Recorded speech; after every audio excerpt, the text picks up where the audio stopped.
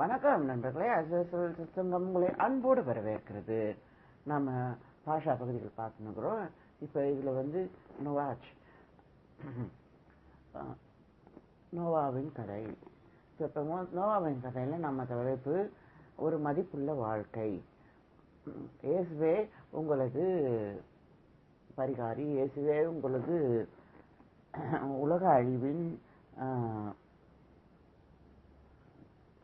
உலக அழிவின் கதாநாயகன் சம்திங். இப்போ நம்ம உங்களுக்கு நோவாச்சி பகுதியில் நம்ம பார்க்க போகிறோம். நோவா பகுதி என்ன, நீங்கள் பாஷாவில் என்ன பார்க்குறீங்க? ஒரு அழிவு வருகிறது. ஆண்டவர் நோவா குடும்பத்தோடு பேசுகிறார். நீங்கள் வாங்கோ, வந்து பேழையை கட்டுங்கோ, காப்பாற்றப்படுங்கோ அப்படின்னு ஆண்டவர் சொல்லுகிறார். அதன்படி நோவா பேழையை கட்டுகிறார். அந்த பகுதியில் என்ன வருது? அவர்கள் பெண் கொண்டு பெண் எடுத்து இருந்தார்கள். ஆனாலும் அவர்கள் அழிவை யோசிக்கவில்லை. அழிவு வருகிறதை அவர்கள் சிந்திக்கவில்லை. ஸோ பார்த்தீங்கன்னா ரொம்ப பெண் கொண்டு பெண் எடுத்துங்கிற அந்த கான்செப்டில் பார்த்தீங்கன்னா ரொம்பவே கலாச்சாரம் மிகுந்த சிவிலைஸ்டான கம்யூனிட்டியை நீங்கள் பார்க்குறீங்க. ஸோ இதில் என்ன சொல்லப்படுதுன்னு நீங்கள் அர்த்தப்படுதுன்னு பார்த்தீங்கன்னா, ஒரு நல்ல உறவுக்கான ஒரு என்ன சொல்றது, ஒரு மதிப்பு நோவா காலத்தில் மிகுதியாக இருந்தது. நீங்கள் தமிழில் அர்த்தம் பண்ணிக்கணும், நீங்கள் இங்கிலீஷில் அர்த்தம் பண்ணிக்கினீங்கன்னா அதுக்கு கொஞ்சம் கஷ்டமாயிடும். நம்மடவா எப்பயுமே அப்படித்தான். ஏன்னா இங்கிலீஷ் அர்த்தத்தை கூட நம்ம தமிழில் அர்த்தப்படுத்தும் போது நாகரிகமாக அர்த்தப்படுத்தி விட்டுருவார்கள். ஸோ இங்கே ஏன் இத்தனை நாகரிகமாக அவங்க அர்த்தப்படணும் அப்படின்னு நீங்கள் பார்த்தீங்கன்னா, தமிழன் புரிந்து கொள்ளுகிற விதத்தில் கொஞ்சம் வித்தியாசப்படுகிறார் அப்படிங்கிறத நம்ம பார்க்குறோம். ஸோ இப்போ தமிழன் எப்படி புரிந்து கொண்டான்? பெண் கொண்டு பெண் எடுத்துன்னு சொல்லும் போது, ஸோ இப்போ பெண் கொள்வதோ பெண் எடுப்பதோ ஒரு ஒரு ஒரு நாகரிகமான செயல், ஒரு ஒரு அற்புதமான செயல். அதில் இருக்குது, கஷ்ட நஷ்டம் இருக்குது. ஏன்னா நீங்கள் பொம்மநாட்டியை தான் பார்க்குறீங்க. நீங்கள் அந்த நல்ல உறவின் முத்திரை உங்களுக்கு இருக்கிறத நீங்கள் யோசிக்கிறது இல்லை. நீங்கள் பெண் அப்படிங்கிற அந்த கதாபாத்திரம், அந்த ஒரு சொல்லாடல் இங்கே இருக்கிறது.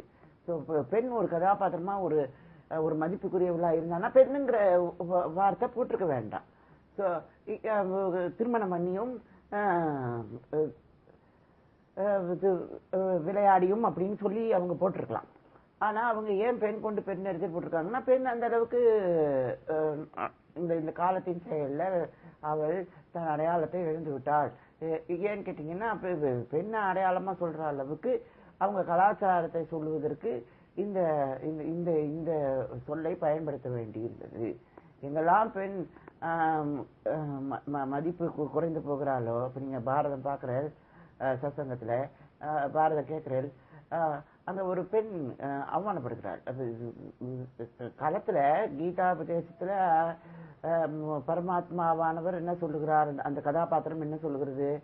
எங்கே ஒரு பெண் அவமானப்படுத்துகிறாரோ, இப்படி அரண்மனையில் இருக்கிற பெண்ணுக்கே இப்படி நடக்கும்னா உன் வீட்டு பெண்ணுக்கு எப்படி நடக்கும் அப்படின்னு அந்த கதாபாத்திரம் கேள்வி எழுப்புகிறது.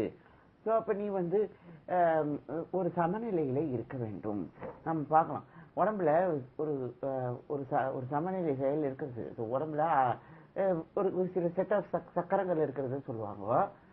ஜூயிஷ்ல அது கபாலான்னு சொல்லுவாங்க.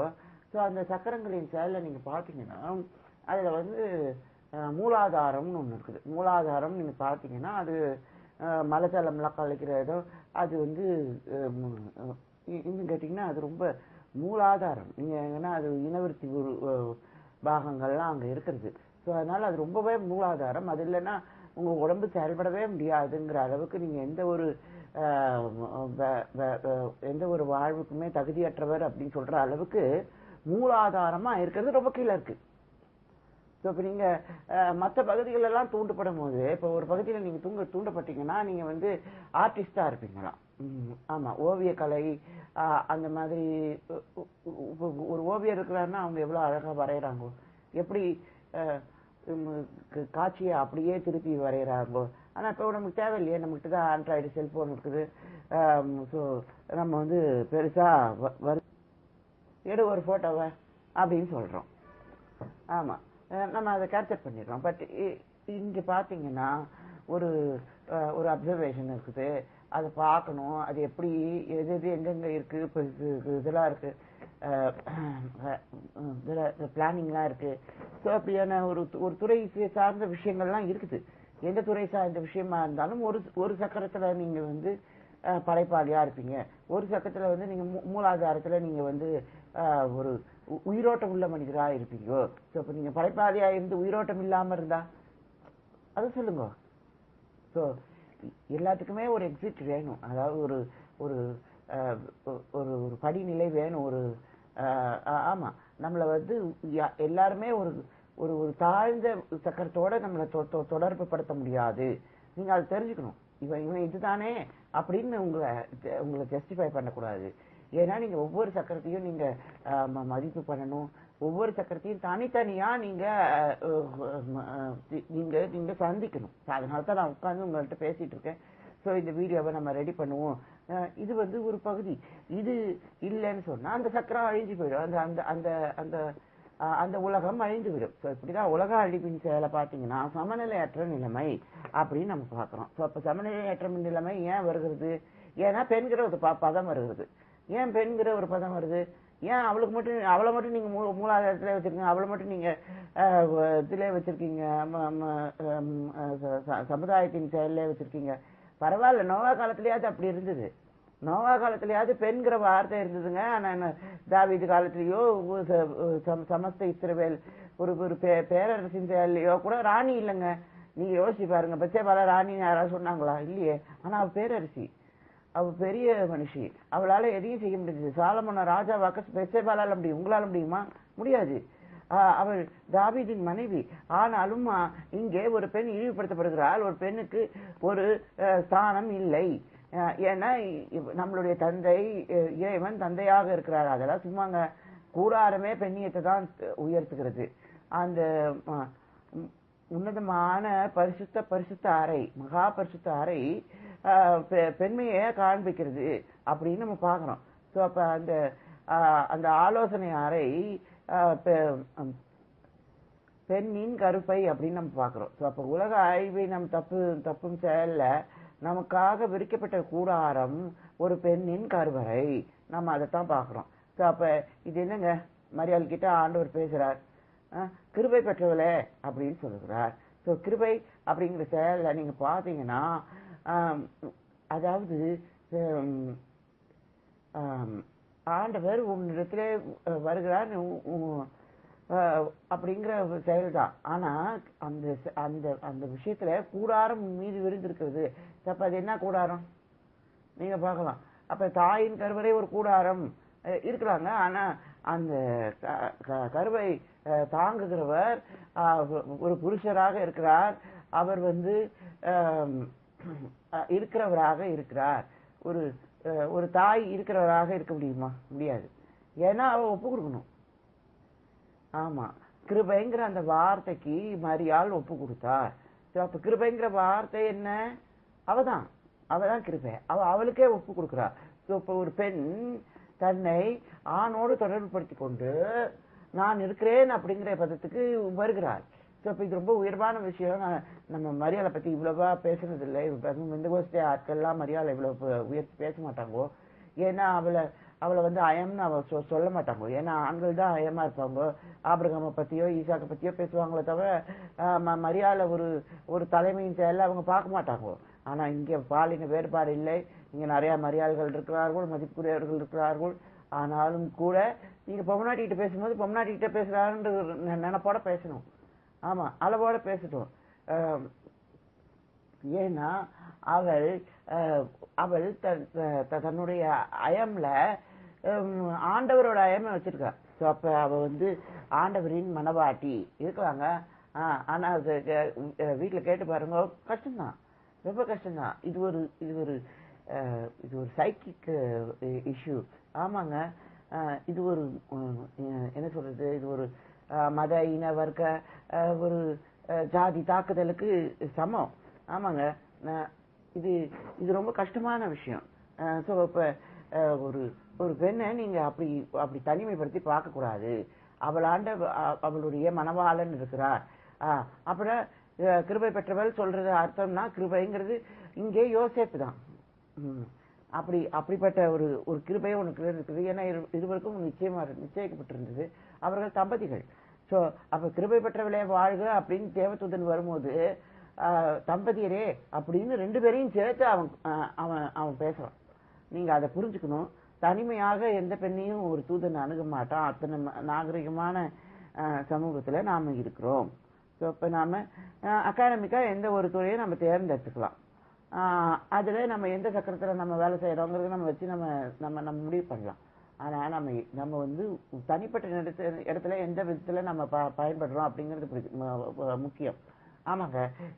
எத்தனை பெரிய மனுஷலா இருந்தாலும், எத்தனை பெரிய வேலையில இருந்தாலும், நீங்க வீட்டுல உட்காந்து ஒர்க் அவுட் பண்ணலன்னா நீங்க அங்க போய் உட்கார முடியாது. ஸோ உங்க மூலாதாரத்துக்கு நீங்க பதில் சொல்லலைன்னா நீங்க அங்க போய் வேலை செய்ய முடியாது. ஸோ எப்ப நீங்க ஒர்க் வேலி ஒர்க், பிளே வேலி பிளேங்கிற மாதிரி இதையும் செய்யணும் அதையும் செய்யணும். ஒரு சமநிலை இருக்க வேண்டும்.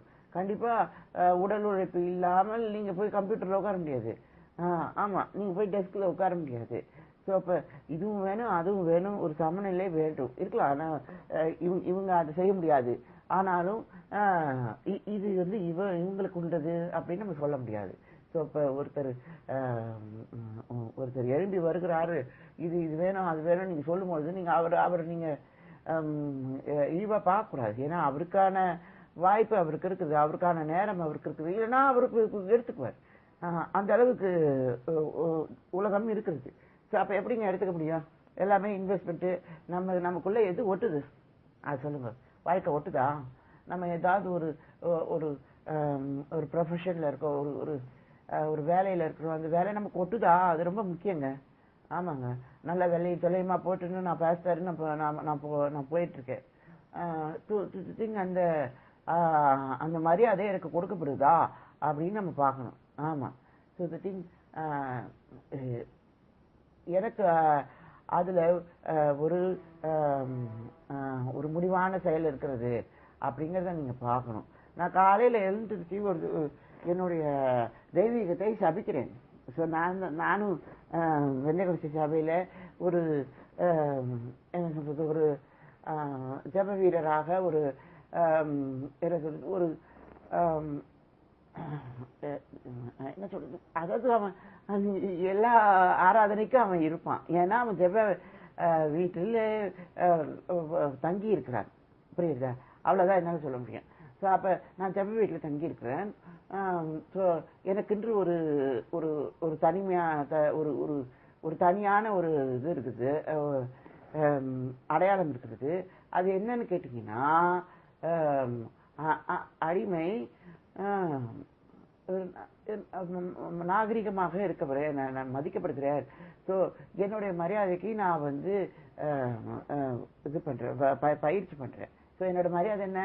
பேமெண்ட் இருக்கு, மாசம் வந்துட்டோன்னு. ஸோ அப்ப அது இல்லை. ஏன் அப்படி வருதுன்னு கேட்டீங்கன்னா, நமக்கு வந்து அகாடமிக்கா எவ்வளவு செஞ்சாலும் அது வந்து ஒரு இன்வெஸ்ட்மெண்ட் மாதிரி தான் போயிடுது. ஸோ இப்ப இவர் தோரா படிச்சிருக்காருப்பா, இப்போ போன செஷன்ல அவரு இதெல்லாம் போட்டாரு,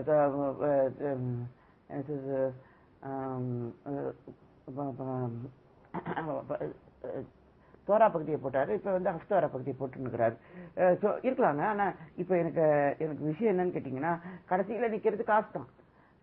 அப்படி இருந்த வாழ்க்கை சரியில்லைங்க. ஆமா. ஏன்னு கேட்டீங்கன்னா, நான் பேசும்போது நான் புத்தகத்துக்காக தான் பேச முடியும், நான் குறிப்புகளை வச்சுக்கிட்டு தான் பேச முடியுமோ தவிர பணத்துக்காக பேசிட்டு இருந்தேன்னா தகவல் துண்டிக்கப்பட்டு போய்விடும். பேசணுங்கிறது விதி, பேசிட்டு இருக்கிறேன். அப்படிதான் விதியேன் வாழ்க்கை போயின்னு இருக்குதா? இல்ல, நாட் லைக் தட். நான் அப்படி நினைக்கல. அப்ப தேவதூதன் எதுக்காக வந்தான்? ஆபிரகாம், ஈசாக்கு, யாக்கோபு அப்படிங்கிற அந்த பேட்ரியாச்சு, அந்த முற்பிதாக்களின் செயல தேவதூதன் வந்தான். உங்களுக்கு கஷ்டமா இருந்தா நீங்க ஒதுங்கிக்கோங்க. ஆமா, இது இப்படித்தான் இருக்கும். நீங்க வந்து என்ன முத்திரை போட முயற்சிக்காதீங்கோ, நான் உங்களுக்கு பிடிபட மாட்டேன், ஏன்னா ஏன்னா இது இது இது மரியாதைக்குரிய, இது வாக்கு பண்ணப்பட்ட ஒரு ஒரு செயல் அப்படிங்கறத நீங்க புரிந்து கொள்ள வேண்டும். உலக அழிவுக்கு தப்பும்படியாக தேவன் வாக்கு பண்ணியிருக்கிறார். ஸோ அப்ப நோவா கிட்ட ஆண்டவர் வாக்கு பண்ணாரா?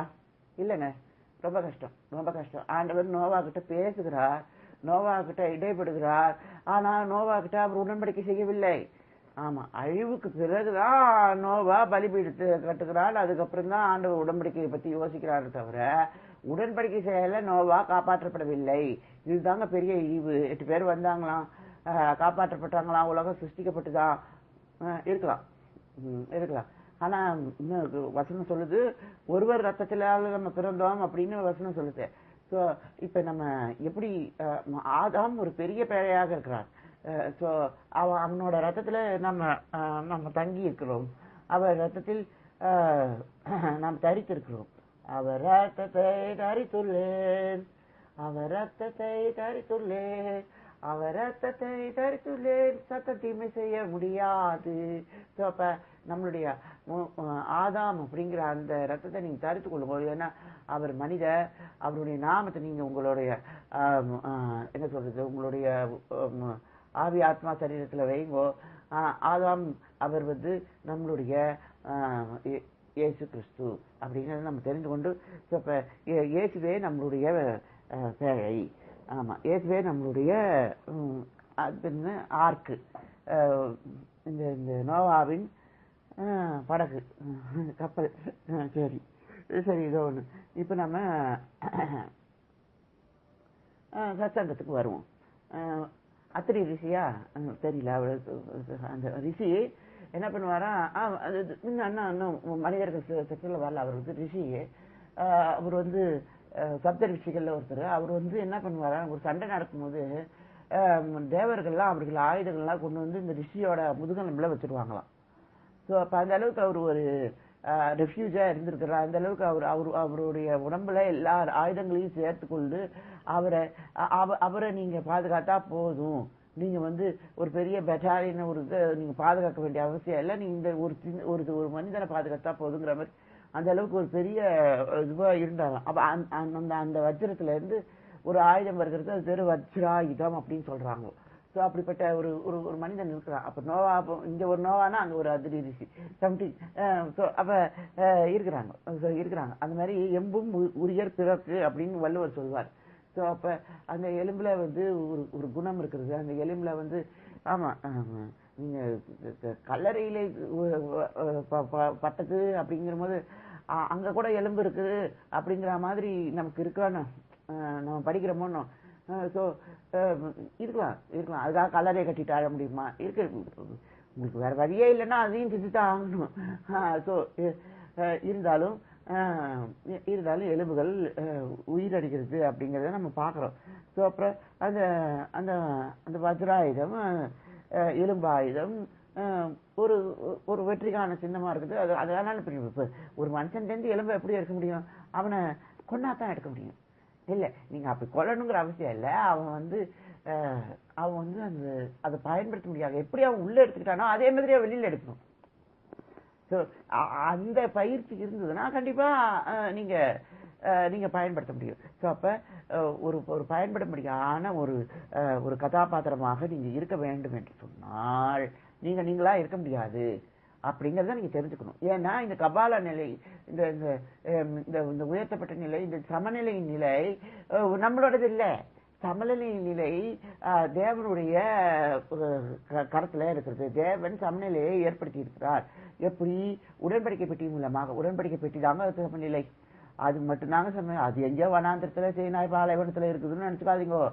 அது மட்டுமே இந்த பூமியின் செயல், அது மட்டுமே இந்த பிரபஞ்சத்தையே சமநிலைப்படுத்துகிற அத்தனை பெரிய என்னப்பா அதுல கொப்பேர் மரத்துல ஒரு பேழை, அது நோவாவுக்கு அது சித்தி மரமா ஏதோ ஒரு மரம், ஒரு மரத்துல பேழை கட்டி கல்லை கொண்டு போய் வைக்க போறீங்க.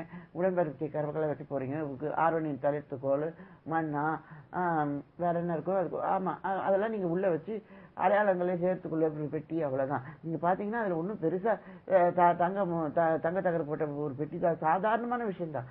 ஆனா ஆண்டவரின் உடன்படிக்கை தான் விஷயம். ஆண்டவரின் அறை தான் முக்கியம். ஆண்டவர் சமநிலையின் செயல்ல பெட்டியை வைத்திருக்கிறார் அப்படிங்கிறது பார்க்கலாம். ஸோ இப்படிப்பட்ட பெட்டியா நோவா இல்லை. நோவா சாமானியமான மனுஷன்தான். நோவா ஆண்டவர் சொல்ல கேட்கிற சாதாரணமான மனுஷன்தான். அவன் உடன்படிக்கை செயல்ல காப்பாற்றப்படலை. அவனுடைய பெட்டி அப்படியாக இல்லை. அவனுடைய பேரை அப்படியா, அவனுடைய கப்பல் அப்படியாக இல்லை. ஆனால் உலகம் காப்பாற்றப்படுகிறது. ஸோ அப்ப நீங்க பார்க்கணும், ஆண்டவர் உடன்படிக்கை செய்து காப்பாற்றினார், இல்ல நோவாவிடத்துல பேசி காப்பாற்றினார். என்ன ஒருத்தவங்க நோவான்னு சொன்னாங்க, நான் மறுக்கிறேன். ஆமா, ஏன்னா நீங்க பெட்டின்னு சொல்லுவோம். ஆமா, ஏன்னா ஒரு பெட்டியால தான் இன்னொரு பெட்டி வரும். So something like that. ஒரு பெட்டியே நீங்க அடையாளப்படுத்தினாதான் இன்னொரு பெட்டியை செய்ய முடியும். ஒரு பெட்டிங்கிறது இப்படிதான் இருக்கும், இது திறக்கலாம், இது மூடலாம், இது நவுத்தலாம், இது தூக்கிட்டு போகலாம் அப்படிங்கிற அந்த அந்த அடையாளத்தை நீங்க வச்சதான் இன்னொருத்தர் அடையாளப்பட முடியும். நீங்க வந்து என்ன நோவான்னு சொல்லிட்டீங்கன்னா, ஆண்டவர் என்னோட பேசுறாருங்கிறது உண்மைதாங்க, நான் இல்லைன்னு சொல்லல. ஆனா அதுக்காக ஒரு பேச்சாலேயே ஒரு படகாலேயே ஆண்டவர் நம்மளை காப்பாற்றி விடவில்லை. நீங்க பார்க்கலாம், அத்தனை பேரையிலும் அது ஒன்றும் கப்பல் மாதிரி இல்லை, அது ஒரு பெட்டி மாதிரி இருந்துதான். அதை அவர் தாங்கி பிடித்து காப்பாற்றி இருக்கிறார். அவர் உங்களை பயணப்படுத்தாமல் நிலைநிறுத்தி கொண்டு வந்து சேர்த்திருக்கிறார். இப்ப நம்ம என்ன பார்க்கிறோம், இந்த பெட்டியின் செயல்ல நாதாப் அபியூ அப்படிங்கிறவங்க அந்நிய அக்னியை கொண்டு வர்றாங்க. அந்நிய அக்னிங்கிறது நீங்க என்ன கேட்டீங்கன்னா, ஆசாரியர்களுக்கு ஒரு முறைமை இருக்குது. யாம் கிப்பூர் அந்த பாவ நிவாரண நாளில ஒரு அக்னி இருக்கும், வானத்திலிருந்து வரும். அதை நீங்க பாதுகாத்து கொண்டு இருக்கணும். ஆசாரியர்கள் அதை கொண்டு போய் கொஞ்சோண்டு ஒரு பகுதியை எடுத்து அவர்கள் வீட்டில் நித்தியமாக அந்த அக்னியை பாதுகாத்து கொண்டு வர வேண்டும். எப்பெல்லாம் பணிபீடம் அணைக்கப்படுகிறதோ அதுல இருந்து ஒரு பகுதி ஆசாரிய அக்னியாக போய் சேரும். அவங்க வீட்டுல எப்பயுமே அக்னிஹோத்திரி சொல்லுவாங்களான்னு, வீட்டுல எவ்வாறு அந்த அக்னி இருந்து கொண்டே இருக்கும். அதுல கூட சமையல் கூட பண்ணுவாங்கன்னு நினைக்கிறேன். I don't know but thing அதுல சமையல் பண்ணோம்னா மாமி தான் பண்ணணும். அப்ப இவரு அக்னிஹோத்திரி பண்ணிட்டு இருந்தாருன்னா வாமி அக்னி பண்ணிட்டு இருக்கிறோம். அப்ப யாம் கிப்பூர்ல வந்த பரிசுத்த அக்னியை கொண்டு இந்த மனுஷி சமைச்சுட்டு இருக்கா. அப்ப உங்க வீடு எப்படி இருக்குன்னு ஆண்டவர் பாக்குறார்.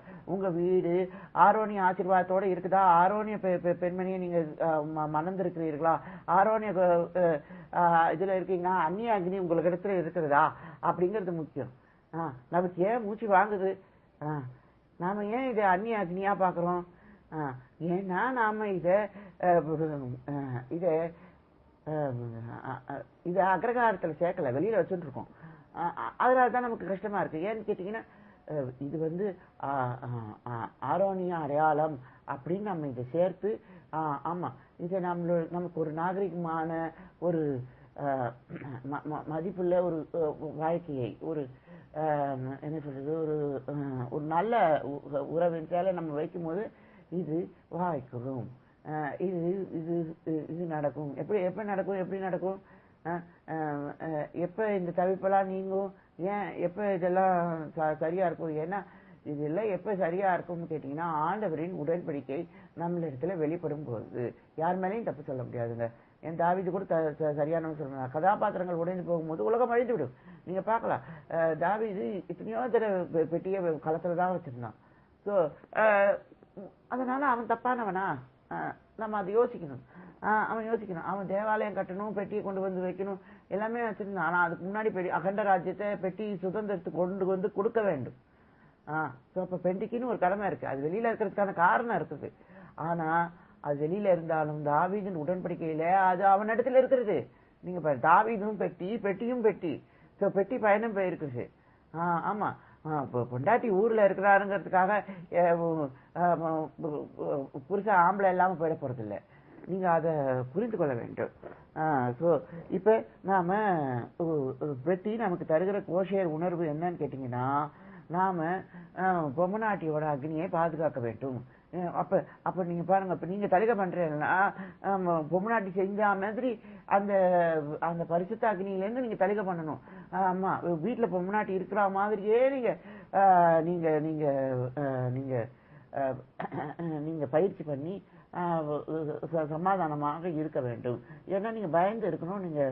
நீங்க உடன்படிக்கை செயல்ல இவர் உங்களுடைய அக்னி அப்படிங்கிற மாதிரி நீங்க இருக்கணும். அதான் ஆசாரிய அக்னி மாதிரி இது வந்து என்ன சொல்றது, ஆரோனி அக்னி. இதுல வந்து பாலின வேறுபாடு இல்லை. பெண்களும் இதை பயன்படுத்துறாங்க. பெண்களுக்கும் ஆரோனின் முத்திரை இருக்கிறது. ஆரோனின் அடையாளம் இருக்குது. ஆரோன் குடும்பத்து பெண் அப்படின்னு இருக்கணும். அவ ஆரோனுக்கு பிறந்திருக்கணும். நீங்க அதை புரிஞ்சுக்கணும். அந்த அந்த பிளட் லைன் இருந்தா மட்டும்தான் நம்ம அவளை பயன்படுத்த முடியுமோ தவிர we cannot do this like that. அந்நிய அக்னியை கொண்டு வந்து நம்ம சேர்க்க முடியாது. ஏதோ காயத்ரியோ சந்தியாவோ நமக்கு உதவ முடியாது. இவத்தான் உதவ முடியுங்கிறத நம்ம தெரிந்து கொண்டு நாம பயணிக்க வேண்டும். அப்படிப்பட்ட இயேசுவே நம்மளது பேழை. அப்ப இயேசு ஒரு யூத அடையாளத்தை வச்சுன்னுக்கிறார். கொஞ்சம் கஷ்டம்தான், ஆனா அவர் வச்சுன்னுக்கிறார். எகிப்துக்கெல்லாம் போயிட்டு வந்துக்கிறார். இப்ப நம்ம பார்க்கலாம். இந்த யோனா இருக்கிறான். யோனாவை மீன் விழுந்துட்டு அவன் என்ன பண்றான், 3 நாள் மீன் வயிற்றுல உட்காந்து யோசிச்சுட்டு இருக்கிறான். இப்ப என்ன அவனுக்கு புரிஞ்சுட்டு, நாம நோவாவை மறந்து விட்டோம், நாம காப்பாற்றப்பட்டோங்கிறத மறந்துட்டோம். ஆண்டவர் நோவா கிட்ட உடன்படிக்கை பண்ணிக்கல, ஆனாலும் ஆண்டவர் நோவாவை நம்ம புஸ்தகத்துல வைத்திருக்கிறார் அப்படின்னு நம்ம பாக்குறோம். அப்படியாக நினைவே பட்டணத்தை ஆண்டவர் உடன்படிக்கையில வைத்துள்ளனாலும் கூட பாதுகாக்கும்படியாக நினைவே பட்டணத்திற்கு மனம் கொண்டிருக்கிறார், மனம் இறங்கி இருக்கிறார் அப்படிங்கறத நம்ம பார்த்து நாம வெளியில வரணும். யோனா வந்து நினைவேக்கு போகிறதுக்கு தீர்மானம் பண்ண மாதிரி நான் ஆலயத்துக்கு போவேன்னு சொல்றது போல அவன் வந்து வெளியே வருகிறான். ஆமா, இப்ப நம்ம பாக்குறோம், லோத்து வருகிறான், காப்பாற்றப்படுகிறான். ஆனா அவன்கிட்ட தேவதூதருக்கு வந்து அவனை பயன்படுத்த முடியல. ஏன் தேவதூதர்கள் அவனால பயன்படுத்த முடியல? ஏன்னா இவன்கிட்ட ஒரு படிநிலை, 7 படிநிலைகள் இருக்கணும். வெனவரா குத்துவிளக்கு இவன்கிட்ட இருக்கணும், அப்புறம் இவன் இருக்கணும், இவன் கொண்டாட்டி இருக்கணும், 8, 9 இருக்கணும். ஸோ இப்போ ஹனுக்கா குத்து விளக்குல 9 விளக்குகள் இருக்கும். ஸோ அப்போ பார்க்கலாம், இப்போ இவங்க 9 விஷயமா இவங்க கிட்ட இருக்கணும். அப்பதான் 10 பேராவது ஆண்டவர் கவுண்ட் பண்ணிக்குவார். 10 பேர் இருக்கிறாங்கோ அப்படின்னு தன்னையும் ஒரு ஒரு ஒரு இடத்துல வச்சு ஆண்டவர் கணக்கெடுத்துக் கொள்வார். ஸோ அப்ப இவங்க மினாரா குத்து விளக்கு மாதிரி ஒரு 7 படிநிலைகள் இவர்களே இருக்கல. பாருங்க, நம்ம கேலண்டர்ல கூட 7 நாள் இருக்கு. ஆனா நம்மள்ட்ட 7 நாள் கூட இல்லைன்னா என்ன அர்த்தம்? ஏன் நம்மள்ட்ட 7 நாள் இல்லை? எங்க சபையில 7 நாள் ஒரு கூட்டம் நடந்தது. உண்மையிலேயே ஆண்டவர் இத்தனை அதிகமாக இந்த உடன்படிக்கை செயல உயர்த்தப்படுகிறார். ஸோ இப்ப நம்ம பாக்குறோம், நம்மளோட சக்கரை எதுங்கிறது முக்கியமே இல்லை. நம்ம தலையில சக்கரத்தை வச்சுட்டு இருக்கோமா, இல்ல மூலாதாரத்துல கீழே சக்கரத்தை வச்சிருக்கோமாங்கிறது முக்கியம் இல்லை. நாம இதை இரண்டையும் நாம தொடர்பு படுத்தி, இரண்டுக்கும் நம்ம மரியாதை கொடுத்து, இரண்டையும் நம்ம ரெண்டுத்தையும் சேர்த்து நம்ம பயன்படுத்தும் போதுதான் ஆண்டவர் மகிமைப்படுவார்ங்கிறது நம்ம பார்க்கணுங்க. நம்ம இறங்கி வரணும், வேற வழியே இல்லை. ஸோ அப்ப அதுக்காக தான் நீங்க வந்திருக்கீங்க. இல்லைன்னா நீங்க இதுல இருந்துடலாமே, அந்த பேர் தலையில இருக்கிற பேர் என்ன, சுவாதிஷ்டானமா, அதுல இருந்துடலாமே. ஏன் நீங்க மூலாதாரத்துக்கு வர போறேன்? ஸோ அப்ப இது வந்து இப்ப இவங்களுக்கு என்னன்னா, ஒரு 7 பேர் 8 பேர் ஏன் இல்லை? ஏன் லோத்து காப்பாற்றப்படல? ஏன்னா அவன் அதை சமநிலையில வச்சிடல. ஆபிரகாம் கூட சமநிலையில வச்சிடல. சோதம் அழிஞ்சு போகுதுன்னா இவன் அழிஞ்சு போகிறாங்கிறத நீங்க புரிஞ்சுக்கணும். இவன் வீட்லயாவது 7 பேர் இருக்கணுமோ, 8 பேர் இருக்கணுமோ, இவன் காப்பாற்றப்படணுமோ. அந்த மாதிரி ஆண்டவர் நம்ம அந்த அழிவு நகரத்தை வச்சு நம்மளை தான் அடையாளப்படுத்துகிறார். நாம் சமநிலை அடைய வேண்டும், நாம் உயர்த்தப்படணும், நமக்குள்ள ஒரு மரியாதை செயல் இருக்கணும். ஆமாங்க, எல்லா நேரமும் நானே சமநிலையில போராட முடியாது. ஆண்டவரின் உடன்படிக்கை அது கிரியை பண்ணணும், அது ஒரு நாள் மகிமைப்படணும். தாய் தந்தையரின் செயல்ல அந்த உடன்படிக்கை செயல நீங்க அவர் ஏத்துக்குவாருங்க. ஆமாங்க, நீங்க என்ன வெட்டுது குத்துது, எல்லாருக்கும் தான் வெட்டுது. நீங்க என்ன நினைக்கிறீங்க? உணர்ச்சி உங்ககிட்ட மட்டும்தான் இருக்குதுன்னு நினைக்கிறீங்களா? நீங்க கிறிஸ்தவ, நீங்க தாழ்ந்து போனீங்க, அதுக்காக உங்களுக்கு நான் அப்பப்போ பிரியாணி போட்டு உங்களுக்கு தாலாட்டு பாடி உங்க கூட கட்டடத்தில் சேர்த்து நீங்க பார்க்கலாம். இதெல்லாம் சாதாரணமா வந்துடல, பெரிய உழைப்பின் செயல்ல வந்தது. நீங்க வந்து நீங்க பாக்குறதெல்லாம் என்ன சர்ச் ப்ராப்பர்ட்டின்னு தான் நீங்க பாக்குறீங்க. you don't see நீங்க வந்து இது மதிப்பை நீங்க பாக்குறது இல்ல. இங்க ஒரு மனிதன் வெளியே போயிருக்கிறான் அப்படிங்கறத நீங்க தெரிஞ்சுக்கிறதே இல்லை. ஸோ அதனால நம்ம வந்து மதிப்புள்ள செயலாக இருக்கணும், ஒவ்வொன்றுத்துக்கும் கணக்கு கொடுக்கணும். அதுக்கப்புறமா நாம வந்து சமநிலையை பெற்றுக்கொள்ளணும். ஸோ சமநிலை இல்லாம நாம இங்க வந்து ஐயோ எனக்கு வெட்டுதுன்னா அது ஏங்க நீங்க இயேசுநாதர் இருக்காருன்னு சொல்லி உங்களுக்கு விட்டுது. அவன் என்ன சொல்றாங்க, அவன் நான் சொல்லி அவனுக்கு விட்டுதுங்க. You see something. நீங்க நீங்க வந்து என்ன சொல்றது, நீங்க தனித்து இருக்கிறதுனால நீங்க தாழ்ந்து போனீர்கள். அவன் கூட்டத்துல இருக்கிறதுனால அவன் தாழ்ந்து போயிருக்கிறான். நீங்க அதை புரிஞ்சுக்கணும். ஆமா, தாழ்வு எல்லார்ட்டையும் இருக்கு, உணர்ச்சி எல்லார்ட்டையும் இருக்கு. உங்ககிட்ட வித்தியாசமா இருக்கா, அவன்கிட்ட வித்தியாசமா இருக்கா, அவ்வளவுதான். உங்ககிட்ட இருக்கிறதுல தேவதூதன் வருவான், அவன்கிட்ட இருக்கிற தேவதூதன் வரமாட்டான். அது அதிபதியே வருவான். என்னத்துக்கு அதிபதி? இருளின் அதிபதியே வருவான். So something. ஸோ சாத்தா எத்தனை திரை வச்சிருக்கான் தெரியுமா? நீங்க பார்க்கலாம். நீங்க நீங்க நீங்க என்ன வேணா சொல்லிட்டுங்க, நான் இது, நான் அது, நான் வேற சொல்லுங்க. ஆனா சாத்தான் திரை போட்டிருக்கிறான். நான் அதை மட்டும் பார்க்கிறேன் உங்களிடத்துல. ஆமா, அவன் உங்களிடத்துல ரொம்ப ஆழமா இருக்கிறான். ஆமா, you see, he must be cast out. அவன் உங்களிருந்து வெளியேற்றப்பட வேண்டும் என்பது நிச்சயம். ஏன்னு கேட்டீங்கன்னா, உலகம் அந்த அளவுக்கு உங்களுக்கு கற்றுக் கொடுத்துருக்குறது. உங்களிடத்துல யதார்த்த செயலாக இருக்கிறத நீங்க பார்க்கணுங்க. அந்த அளவுக்கு அவங்க இன்ஃப்ளூயன்ஸ் பண்ணிட்டா, அந்த அளவுக்கு அவங்க வற்படிட்டாங்கிறது தான் செயல். ஸோ இப்போ எனக்கு நீங்க உலகம் கற்றுக் கொடுக்க வேண்டாம், தயவு செய்து. ஆமா,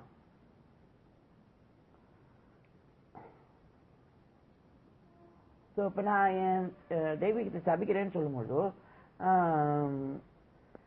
நான் என்ன சபிக்கிறேன்? என்னுடைய ஞாபகத்திறனை நான் சபிக்கிறேன். நிறைய ஞாபகம் இருக்குதுமா எனக்கு. எனக்கு எனக்கு ஆலயத்தின் செயல, ஆலயத்தில் இருக்கிற ஒவ்வொரு செயலையும் நான் ஞாபகத்தில் வச்சிருக்கேன். ஒண்ணுமே ஏன்னா எனக்கு இது வந்து உடன்படிக்கை. அதனால நான் இதுல நான் ஞாபகமா இருக்கிறேன். ஸோ நான் எனக்கு பலன் கிடைக்குதா கிடைக்கலையா நான் ஒவ்வொரு நாளும் கேட்பேன். ஒவ்வொரு நாளும் பலிபீடத்தை பயன்படுத்துவேன். நான் அனதர் கவர்மெண்ட் அப்படிங்கிற மாதிரி, நான் ஆண்டவரோட கவர்மெண்ட்ல இருக்கிறாங்கிற மாதிரி இருக்கும். ஸோ இருக்கலாங்க. ஆனா நீங்க மெமரியை எப்ப ப்ரைஸ் பண்றீங்களோ, ஸ்தோத்திரம் பண்றீங்களோ, அப்ப நீங்க மெமரி லாஸ கொண்டு வந்துட்டீங்கன்னு அர்த்தம். ஸோ அதனால நீங்க மெமரியை பற்றிலாம் யோசிக்க வேண்டாம். ஸோ இப்போ நீங்க சபிக்கும் போது எதை சபிக்கிறீங்கன்னு கேட்டீங்கன்னா, நான் மறக்காம இருக்கனே அப்படின்னு சபிங்க. ஆமா, நீங்க என்னத்தை மன்னிக்கணும்? மாமியை மறந்தா நல்லா இருக்கும், அப்படித்தானே? சரி சரி, don't go that much person with me. So இப்போ என்ன நடக்குது? ஸோ இப்போ அந்த சக்கரம் என்ன? ஆமா, இப்ப எல்லாரும் கபாலா நிலையில நீங்க இருந்தீங்கன்னா, அந்த நிலைமைக்கு கபாலாங்கிற சக்கரம் இருக்கிறது. அதை நீங்க புரிஞ்சுக்கணும். நீங்க அந்த நிலைமையில அதுல ஆண்டவர் வாக்கு பண்ணப்பட்ட பரிசுத்த ஆவியானவராக இருக்கிறார். வாக்கு பண்ணப்பட்ட நான் போவதுனால அதனால தேற்றறிவாளன் உங்களுக்கு வருவார் அப்படின்னு ஆண்டவர் சொல்லுகிறார். ஸோ ஆண்டவர் உங்கள் சமநிலையோடு உடன்படிக்கை செய்து கொண்டிருக்கிறார். ஸோ ஆண்டவர் உங்கள் உடலோடு உங்களுடைய மனிதன்கிற உங்கள் செயலோட அவர் உடன்படிக்கை செய்து கொண்டிருக்கிறார். ஸோ இப்போ ஆண்டவர் யார்? ஆண்டவர் ஒரு சேஷ்ட புத்திரன். ஸோ ஆண்டவர் சேஷ்ட புத்திரன்னா ஆண்டவன் கன்னிமரியாளுக்கு பிறந்தார். அவர் எப்படி கவுண்ட்ல முதல்ல வர முடியும்? நீங்க சொல்லுங்க. ஆமா, இல்லைங்க, அவர் சேஷ்ட புத்திரன். ஏன்னு கேட்டீங்கன்னா மரியாளுக்கு கூடாரம் விரிக்கப்பட்டு அதுல இருந்து பிறந்தவர் தான் இயேசு அப்படிங்கறது நீங்க தெரிஞ்சு கொள்ளும் போது, ஸோ கூடாரத்தின் செயலே சேஷ்ட புத்திரனை மீட்பது தான். அப்படி இருக்கும்போது அவர் சேஷ்ட புத்திரன் தான். அவர் தாய் தந்தையரின் மகன் தான். நம்ம அதை புரிஞ்சுக்கணும். கன்னிமரியாளின் மகன் நீங்க சொல்லாதீங்க. பெண் கொண்டு பெண் எடுத்துன்னு நோவா காலத்து மாதிரி சொல்லாதீங்க. அவர் கன்னியாமரியாளின் பிள்ளை இல்லைங்க. அவர் யோசேப்புக்கும் மரியாளுக்கும் வாக்கு பண்ணப்பட்ட உடன்படிக்கை பண்ணப்பட்ட பிள்ளை அப்படின்னு நீங்க சொல்லுங்க. ஸோ இது ரொம்ப கஷ்டம் தான். ஏன்னா சாதாரணமான யோசேப்பு, சாதாரணமான மரியாள், இவங்களுக்கா உடன்படிக்கை, இவங்களுக்கா வாக்கு கண்டிப்பா இல்லை. ஆண்டவர் யூதாவுக்கு தானே வாக்குப்பட்டாங்க. யூதா கொத்தத்துக்கு அதெல்லாம் ஒண்ணும் இல்லைங்க.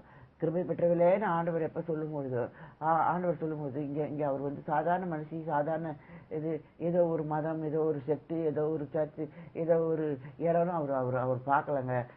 எங்க வீட்டு பொம்மநாட்டி கூட இப்படி இருக்க மாட்டாங்க. ஆனா மரியாள் இப்படி இருக்கா. யோசிச்சு பாருங்க. அவ தன் மீதான கூடாரத்தின் செயலை அவ ஏத்துக்கிறா. கூடாரத்துக்கு யாரெல்லாம் வந்தா? ஏமாத்திக்கிட்டு ஒருத்த வந்தானே, ஆமா எங்க எங்க எங்க எங்க அப்பமெல்லாம் காஞ்சி போச்சு அப்படின்னு சொல்லிட்டு வந்தானே, அவன் விறகு வெட்டுறானே, அவன் உள்ள வரானே, ராகா பெறாலே கூடாரத்துக்கு. அவ வந்து தங்கி இருக்காள, மைட் மல்டிடியூட்னு எத்தனையோ பேர் கூடாரத்துக்குள்ள இருக்காங்களே, ஆனா அவ இழிவுபடுத்தப்படவில்லை.